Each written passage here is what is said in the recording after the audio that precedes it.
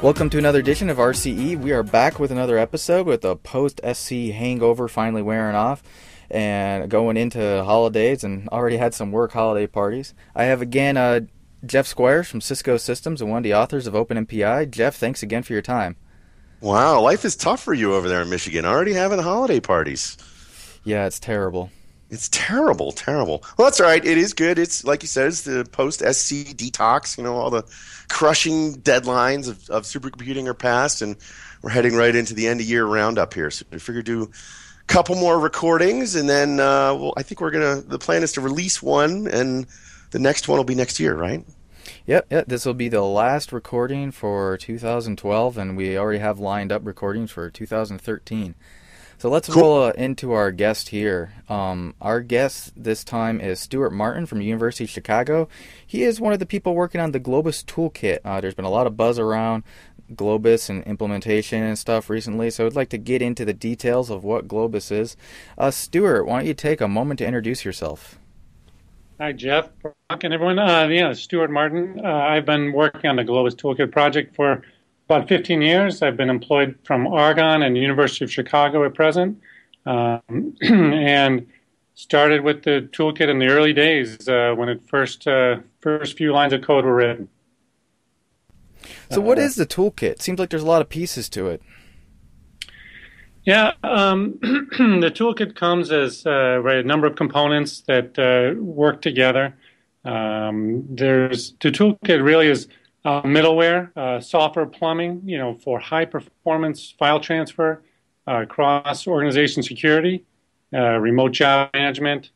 So those are kind of the main parts to it. Remote login as well, and middleware, as I said, for it's really designed for developers in communities like RNG Physics, LIGO, Earth Systems Grid, Open Science Grid, basically to integrate into their custom end-to-end solutions, to use the toolkit for that.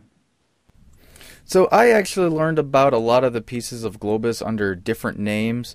Could you go cover some of these names at the big pieces? Right. So for high performance file transfer, there's GreatFTP, and then for security, for the cross-organization security, there's Globus Security Infrastructure, GSI. MyProxy is a service to provide proxies for users and services. And then there's OpenSSH, SSH using GSI for secure login. And then for remote job management, there's GRAM, Grid Resource Allocation Management. That's what that stands for. So those are the main pieces in the toolkit names. So what's the history of Globus? You kind of implied in your intro there that it's been around for a while. You said you've even wrote some of the first lines of it long ago. How did this all start, and where's it going? So maybe it's to start back in 1995 or so, like at supercomputing conference. There was this iWay project, and it was basically like a one-week experiment at supercomputing to build a national scale grid with major computing facilities, with their high-speed networks, virtual reality, cave displays, with approximately 60 applications as demonstration. So basically it was, an event that galvanized what became the grid computing path, really, with Ian Foster, Steve Tiki, Warren Smith, Jonathan Geisler. Basically, I don't know, you can almost say it was Globus Toolkit -1 version. And then in 1996, we got a DARPA grant to actually fund the Globus Toolkit. And that got us kind of started. And then over the years, we've gotten funding from National Science Foundation, Department of Energy, NASA, NIH. We've had even private companies, IBM, Sun, Intel, fund, parts of it at times. And so, I don't know, in the late 1990s or early 2000, GT really got traction with the high energy physics community and LIGO, as a fundamental part used in their custom solutions that is integrated into their custom solutions. So I know maybe over the last 5 years, it's really transitioned into a stable production service for tens of thousands of users, per day, installed on thousands of servers worldwide.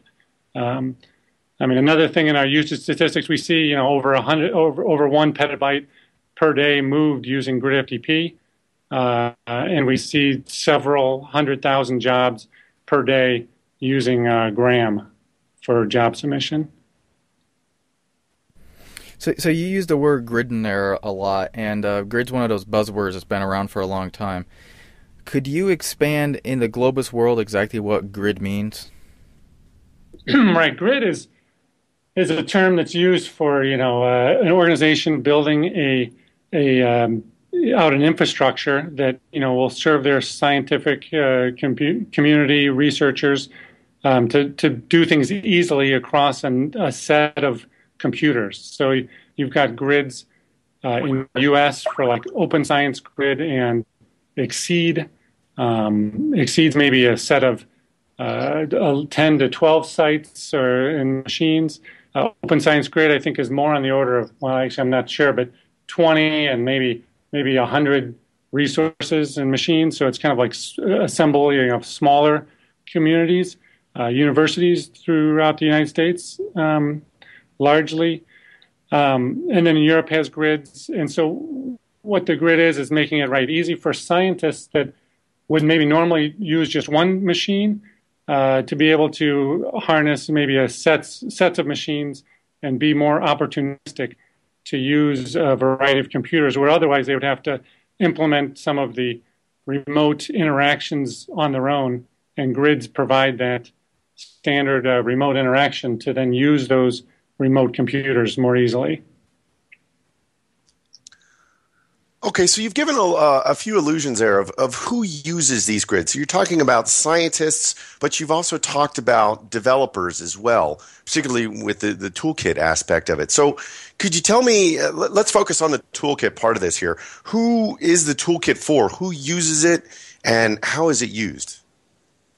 Right. So the toolkit, who uses the toolkit is, thousands of installations worldwide, and these are like grids, as we've said.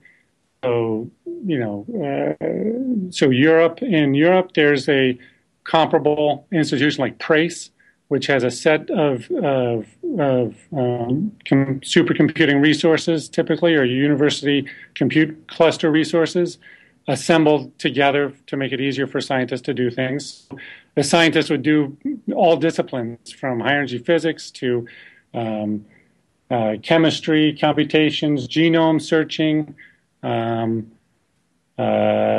all disciplines really. It's not targeting one. So I guess the toolkit and grids maybe tend to be infrastructure to enable a variety of then end user custom solutions for the different disciplines. Okay, so let's talk about some of the individual parts and what's unique about them. So let's start with GreatFTP, because I think that's the one that's probably the best well known. What exactly is GreatFTP, and why should someone use it over traditional file transfer methods? Right. So GreatFTP is high performance file transfer service. I mean, it's not just a simple upload download manager. And it's not a tool where there's always a human in the loop. It's something where you can delegate credentials, and then offline a service can do things on your behalf. And so it has elements of reliability and security in large scale environments. Basically, and GreatFTP itself is a set of enhancements on top of FTP. So some of these enhancements for GreatFTP are, they add security extensions to FTP.